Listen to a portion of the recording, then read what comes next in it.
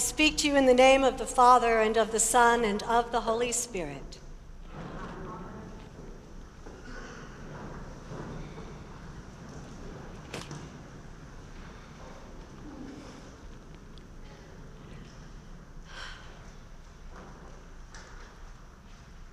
Were you there when I laid down the foundations of the world, and the morning stars sang together, and all the sons of God shouted for joy? That's how God responded to Job, presumably after listening to Job's near endless defense of himself, as Job asserted that he was a righteous man, which of course God already knew. Job was complaining that he did not deserve his unspeakable losses. He lost all of his land, all of his livestock, his business, his social status. His 9 children died, and then his wife, until even his health and his dignity were lost as he sat in squalor, covered with oozing sores. Still, through all of it, Job never stopped crying out to God. Were you there when I laid down the foundation of the world, when the morning stars sang together and all the sons of God shouted for joy? That's also the opening line, and the only line of text that appears with absolute clarity on the screen in Terrence Malick's new film, The Tree of Life. This is an ambitious film. It takes place simultaneously in Waco, Texas, and on the broad horizon of the cosmos. It takes place simultaneously in the painstakingly minute details of nearly real-time motion, in the details of the lives of a 1950s family. That's on the one hand, and on the other hand, it takes place in the time-lapse photography taken from the Hubble telescope of the birth of the cosmos. The Tree of Life unfolds with essentially no dialogue. I stumbled along through the film, vaguely guided by whispered voiceovers, and it took me the better part of an hour to figure out that the whispers that I was hearing were the characters' prayers. By overhearing the prayers, we viewers were shifted into an omniscient perspective, a God's eye view, if you will. A God's eye view of each of the characters and their thoughts and their feelings.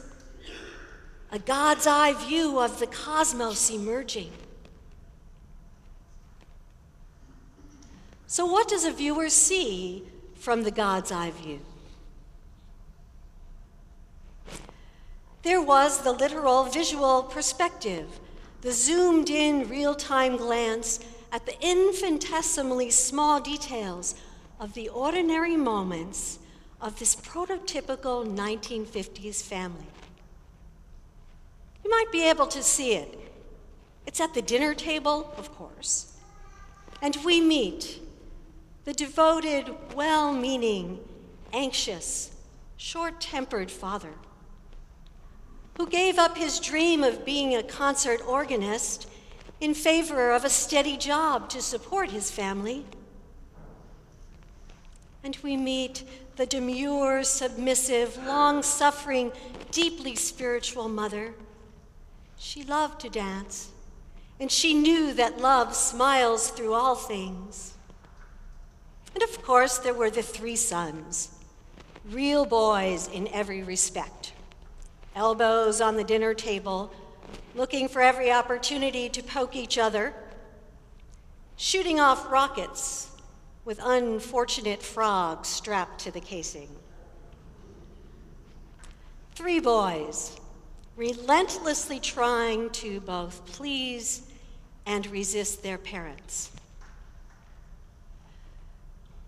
From the God's eye view, we saw these ordinary family moments punctuated with unspeakably beautiful images of the birth of the cosmos, the dying of stars, the emergence of life from water, the movement of dinosaurs, and the reflections of a 21st century man, Jack, the eldest of the three brothers and the only named character in Malik's film. We watched as Jack reviewed his life and tried to make sense of the shame and suffering he felt at the hand of his father. We watched as he tried to understand the deaths of his mother and his youngest brother. Were you there when I laid down the foundations of the world, when the morning stars sang together and all the sons of God shouted for joy? Quite often, even for non-believers, trauma or crisis in our lives turn our hearts and our minds to prayer and self-examination. This was certainly the case for Malik's characters, the unnamed family in Waco, Texas. Please listen to the whispered prayer of the eldest son. After once again disappointing his father and then going out and blowing up an ill-fated frog. Please help me not to be bad, not to tell lies, not to get in fights. For the prayer of the shame-filled father asking, "Are you watching me?" Or the grief-stricken mother crying out, "Where were you, God? How could this happen?"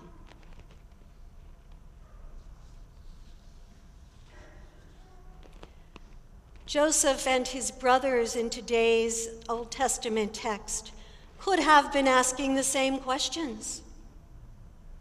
Where were you, God, in the long-standing trauma of our dysfunctional family and our immediate crisis? As you may recall, years prior to the part of the story that we heard read this morning, out of jealousy that Joseph was their father Jacob's favorite son, his brothers first plotted to kill him and ultimately sold him to slavery. And now, many years later, because of famine which had been going on for 2 years and was to continue for 5 more, Jacob and all of his sons and family, with the exception of the estranged Joseph, were staring into the face of poverty, if not death and extinction. Unbeknownst to the brothers, their fate was in the hands of their rejected brother Joseph. And even though his life had been steeped in trauma and crisis, somehow in this climactic moment, Joseph was able to step back out of his personal perspective, which must have been filled with painful memories of brutality and betrayal at the hands of his brothers. Somehow, Joseph was able to get beyond a desire for revenge or retaliation and see a bigger picture. Somehow, Joseph was able to look at the suffering and humiliation inflicted on him by his brothers as being used by God for the good.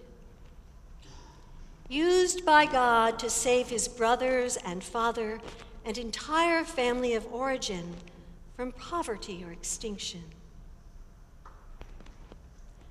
Somehow, Joseph was able to adopt a larger perspective, a God's eye view of his life.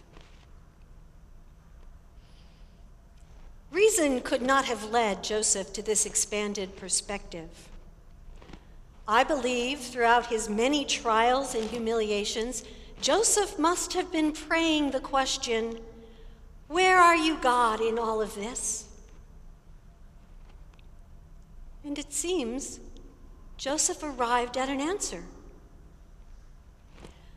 When Joseph invited his brothers closer to him to step into reconciled relationship with him, he counseled them.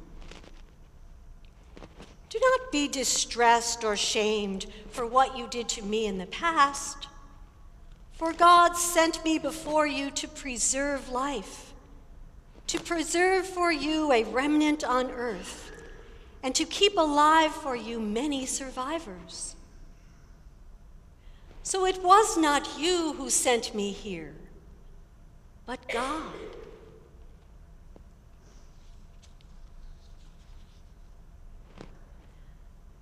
Given the unjustified suffering and affliction he experienced, Joseph had every reason to decide that even if there was a God, it was not for him. But that is not what happened. Somehow, Joseph was able to review the details of his life from a theological perspective, that is to say, from the God's eye view. Joseph was able to recognize God's presence throughout the abuses and the challenges and the triumphs of his life. Joseph was able to see God's hand using everything that happened for the good. Joseph saw God's purpose fulfilled in the lives and the lies and the loathing of ordinary people.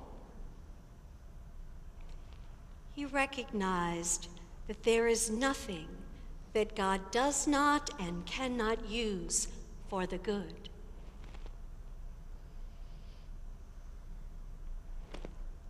Both Job and the character Jack in Malik's film lead us to the same conclusion. Both men suffered insult and injury and loss, and both men were innocent. Job never stopped crying out to God until finally God came to him.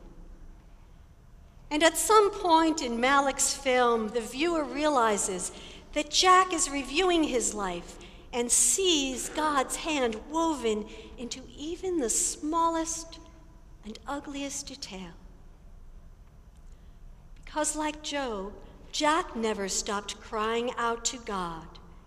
He never stopped asking, "Where are you, God, in all of this?"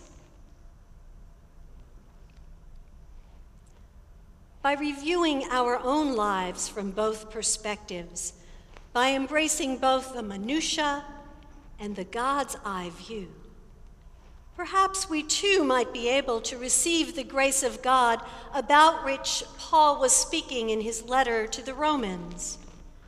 Paul's words, "God has imprisoned all in disobedience, so that God may be merciful to all." The suffering and the sin in the world that cause division and discord and disharmony within us and among us, when seen from God's perspective, are opportunities for God's grace to transform us. If only we never stop asking, "Where are you, God, in all of this?"